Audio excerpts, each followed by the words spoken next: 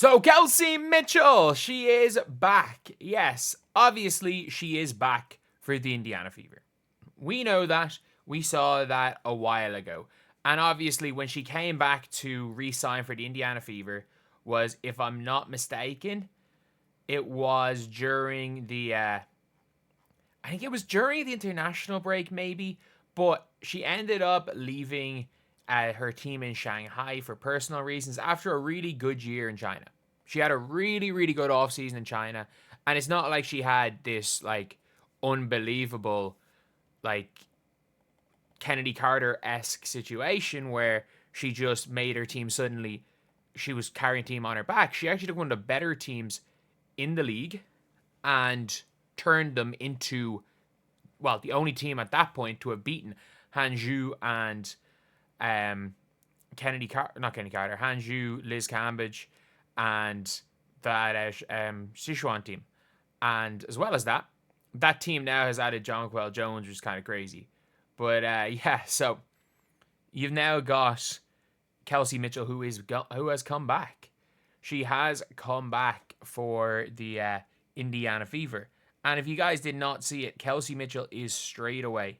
That second where Kelsey in slow motion is your warning. She's talking about breaking a lot of ankles. Kelsey Mitchell going, hesitating. And look, we haven't seen any real workout footage from Kelsey Mitchell. But as you can see right there already, and this is one of the benefits of the Indiana Fever not having too many players playing Unrivaled. And those that did play in Unrivaled, no offense to Hull or Aaliyah Boston, did not play that many minutes. So I don't think there is that big of an issue with the two of them taking a week or two off. But that's really it. As you can see, there are key players now in Indiana. They're in Indiana. They're already working out with each other. And the thing about off-season workouts is, I don't understand why people like glorify ultra intense off-season workouts. What being able to work out in the off-season does is it allows you to, as long as you're consistent with it, it can be a good or a bad thing. I mean that, like, it genuinely can be a good or a bad thing having the long off-season. Because if you have the long off-season, as long as you're consistent with pretty quick workouts, as long as you're persistent, consistent with workouts, what you're able to do now is you're able to work out at 60% speed, focusing on the details and everything without overdoing it. But at 50, 60% speed, you're now still staying in shape. You're not letting yourself get out of shape. Because that is the one problem with long off seasons, especially when you've got so many non-basketball things in your long off season, like a lot of these players do. But you can see with Caitlin Clark, she's always in the gym. And like, you're looking at this. The first thing Kelsey Mitchell does when she comes back, she's working out with Key Porter. Bree Turner's there as well. And you're looking at Caitlin Clark immediately in the workout with Kelsey Mitchell, which is a huge thing. Which is a genuinely huge, huge thing. I know Keith got cooked today. You got to give credit to, like, obviously it's his job. I'm sorry, for a lot of people, again, having having that as your job is a dream job. Being able to just work people out in basketball is an absolute dream job for people. So I'm not going to obviously take that one lightly. But, like, it is, like, it's good that he's doing it. It's good that he's doing it. And the players are here. So if you're looking at the Indiana Fever entire roster, so let's just go and find the Indiana Fever's roster. And it's like every player is almost accounted for. So Bree Turner's in 2 months before the season working out. Damaris Dantas is hooping in Turkey. Jaylen Brown is having the worst season I've ever seen for an import player in the history of basketball in China, or in Russia right now. But we can cross out Jaylen Brown. She's not going to make the team.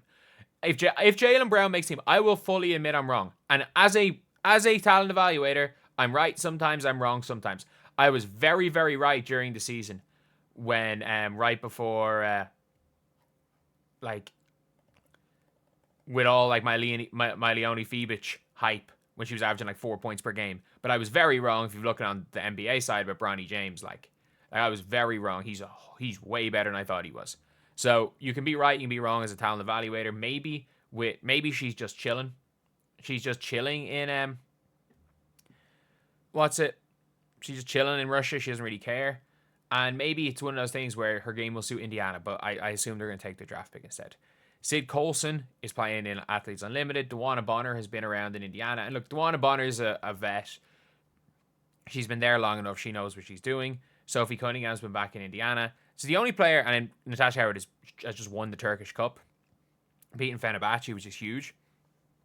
The only player really that you're going to say maybe isn't accounted for, that hasn't really been seen, maybe is Cunningham, but she's still, I doubt she's not working out. Like, I don't see Sophie Cunningham, a competitor like that, being a person take off seasons lightly, I guess. So for the Fever, it's looking real good. It's looking really good coming into next season. And huge W, we're officially back. Yeah, it's a 34 points, 8 assists NCAA tournament game. Georgia Amore did it. Caitlin Clark 3 times. Is it more than everyone combined? Or same amount as everyone else combined. But yeah, it's a good thing. It is genuinely a good thing to see Kelsey Mitchell. And also, speaking of Kelsey Mitchell, her literal record, she set a freaking record that just got ignored. But yeah, I do want to see the Kelsey Mitchell workout footage. I do want to see the Kelsey Mitchell workout footage. Indiana. I just want to see, has there been with the, normally they put up the footage before the pictures. So obviously there's no footage of this workout. But I want to see the Kelsey Mitchell workout footage soon.